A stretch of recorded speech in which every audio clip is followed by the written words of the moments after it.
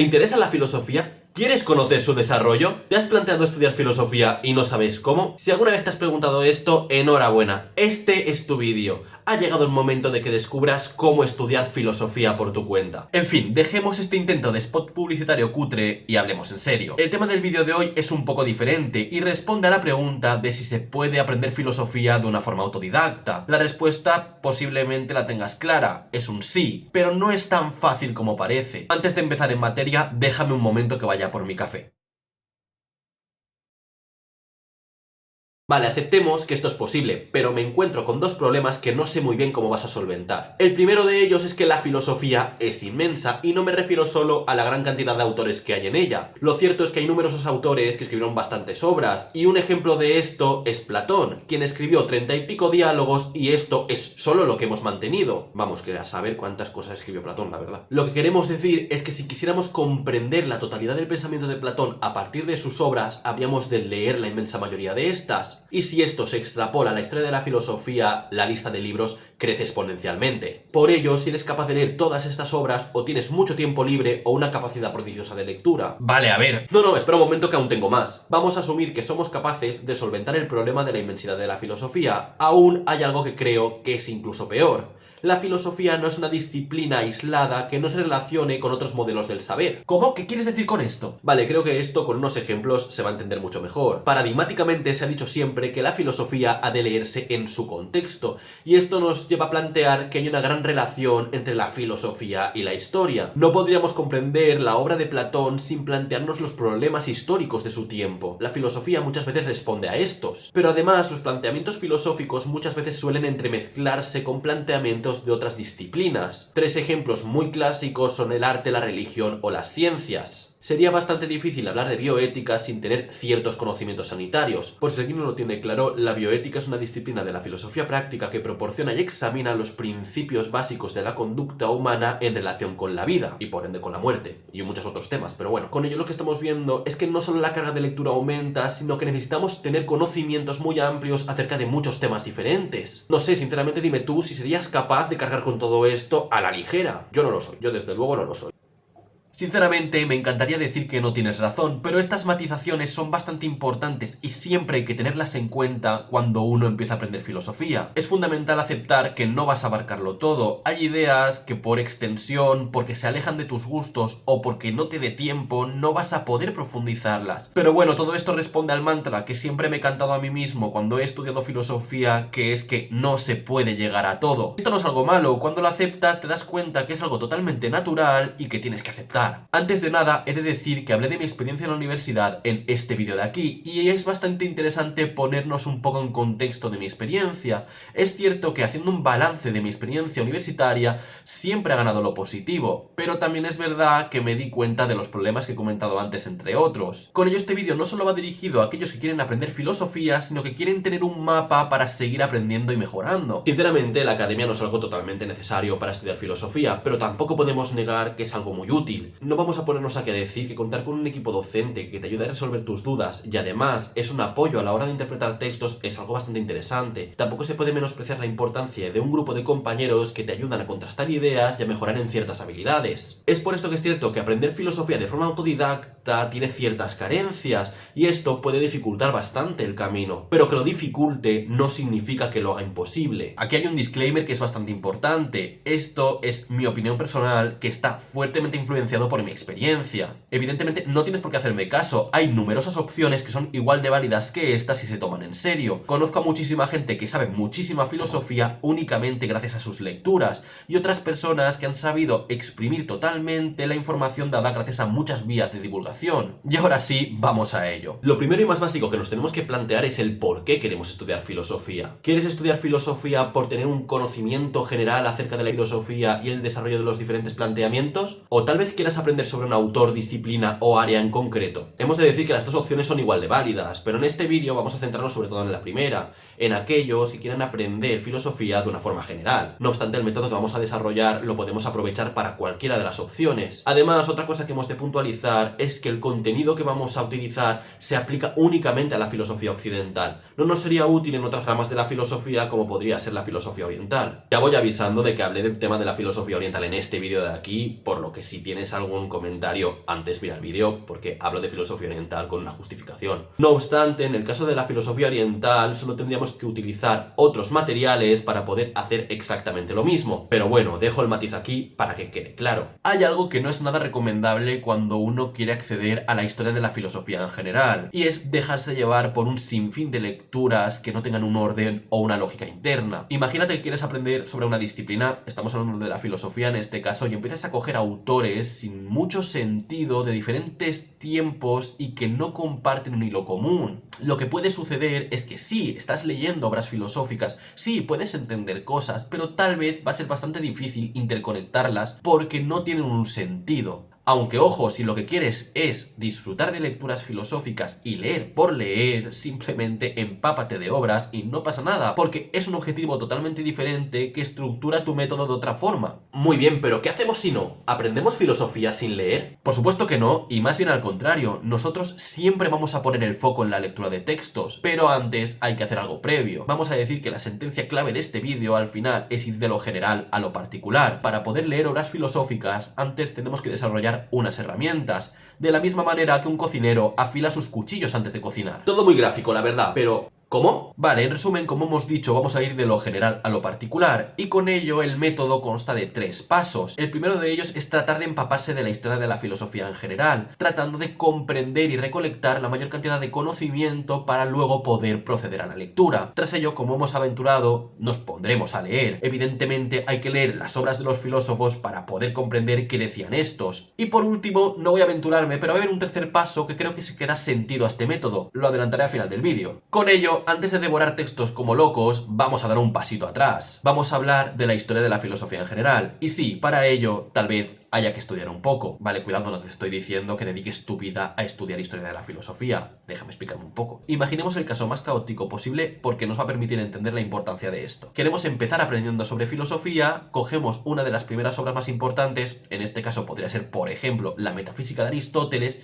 y tratamos de leerla. La Metafísica de Aristóteles es una obra bastante compleja, como lo son normalmente las grandes obras de la historia de la filosofía occidental. Entrar directamente a la Metafísica de Aristóteles puede ser un poco una locura. Antes de leer una obra filosófica, lo más sensato y natural sería tratar de tener un poco de contexto teórico. Y es por esto que nos toca presentar a unos de los protagonistas de este vídeo, los manuales. Este primer paso del estudio de lo general va a estar centrado en coger cuantos manuales quieras de historia de la filosofía y dedicarte a estudiarlos. No estoy diciendo que los empolles de arriba abajo como si fuera el temario de una oposición. No, lo que estoy tratando de decir simplemente es que tengas un conocimiento general sobre los temas, autores, corrientes, pensamientos que aparecen en la obra. Con este paso lo primero que vamos a conseguir es tener un contexto general de la historia de la filosofía. Y esto es algo realmente enriquecedor porque en la historia de la filosofía las ideas y los conceptos se interconectan entre sí. Al hacer esto nos daremos cuenta que no será lo mismo haber leído la crítica de la razón práctica sin tener un conocimiento y un contexto sobre la obra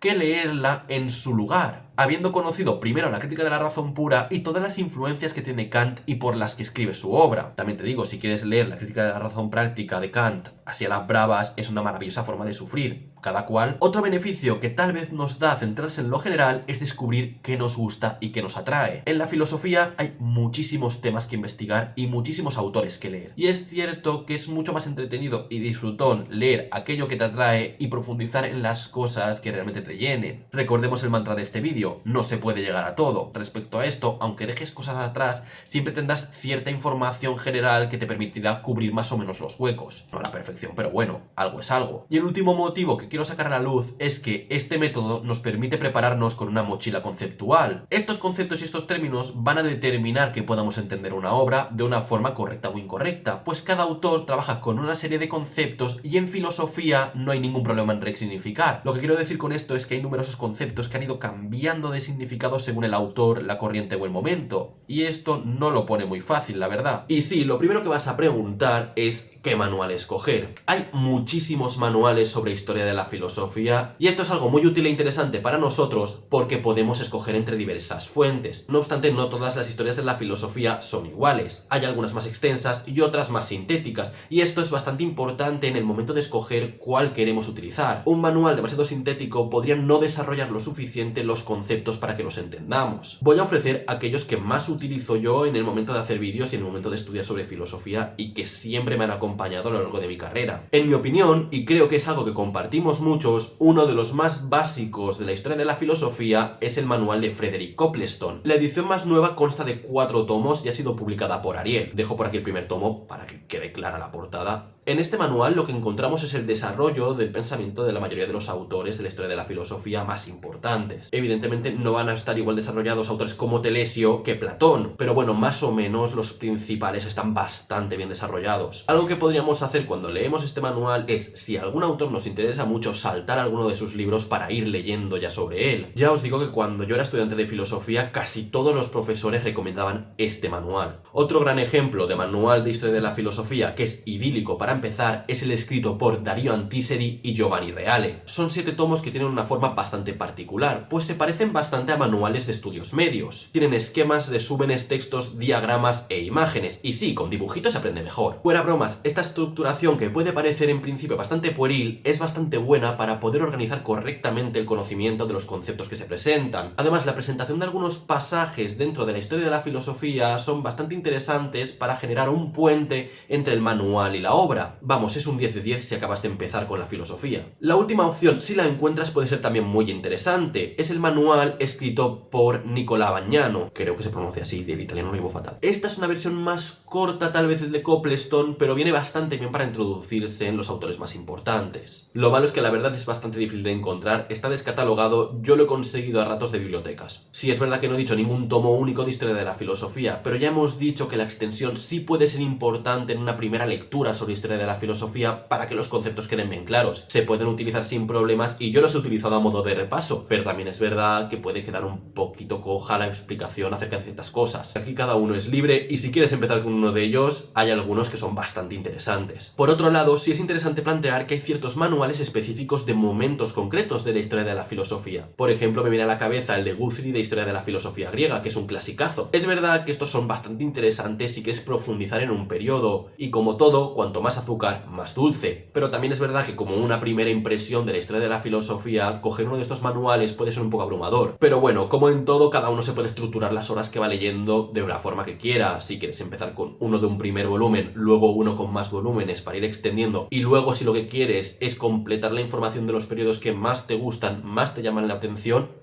es algo que es totalmente defendible, incluso yo lo veo lo ideal. Vale, imaginemos que hemos conseguido estructurar un mapa general de la historia de la filosofía. Ahora supuestamente habríamos de ser capaces de leer correctamente los textos. Vamos a poner como ejemplo aquí la metafísica de Aristóteles. Podría abrirla y entender qué es lo que está diciendo el autor, ¿no? Pues siento mucho decirlo, las cosas no son tan fáciles. Es cierto que sería casi imposible poder interpretar correctamente un texto de filosofía sin tener ciertos conocimientos previos, pero es que además los textos encierran dentro de sí una dificultad bastante mayor. Esto nos obliga a leerlos de una forma en concreto, pero lo que salvamos de aquí es que al tener cierto conocimiento de la historia de la filosofía hay muchos hilos que vas a saber de dónde tirar, vas a entender la importancia de ciertos conceptos, ciertas formas argumentativas o la manera que tiene de escribir un autor. Eso por lo menos lo salvamos. Es aquí donde gana importancia la pregunta acerca de la manera en la que debemos leer textos en filosofía. Para leer textos filosóficos mi primera recomendación es siempre no abrumarse. Piensa que solo es un libro, un capítulo o un texto. La filosofía normalmente no se lee de una pasada. Es más, hay veces que te quedas estancado en páginas durante horas o incluso días. Hay veces que tenemos que repasar una página 1, 2, 3 o 4 veces para conseguir entender lo que dice. Y hay autores que tienen tanta complejidad que te puedes dedicar toda la vida a releer sus textos y a desarrollar tu interpretación sobre ellos. Un ejemplo paradigmático de esto es Hegel, pero en la historia de la filosofía hay una lista bastante larga de autores que son bastante complejos de entender. Lo que estamos diciendo aquí es que en filosofía tenemos que leer y releer, analizando los conceptos, intentando señalar los argumentos más importantes y cómo estos van progresando a lo largo de las 200 páginas. Por suerte, en la lectura de textos filosóficos no estamos solos. Lo primero que se tiene que tener a mano es posiblemente un diccionario de filosofía. Yo al que normalmente acudo cuando quiero buscar un concepto, una expresión o un autor es el de José Ferrater Mora. Tenemos aquí la suerte de que está online. No recuerdo si hay que suscribirse, pero creo que la suscripción no era demasiado elevada y la verdad, cuando estás estudiando filosofía lo gastas muchísimo. Este tipo de diccionarios nos viene genial para poder entender sobre un concepto en concreto. Otra de las herramientas que es fundamental desarrollar es buscar artículos de opinión sobre las obras que nosotros queremos leer. Otra de las herramientas que es bastante interesante tener a mano son los artículos.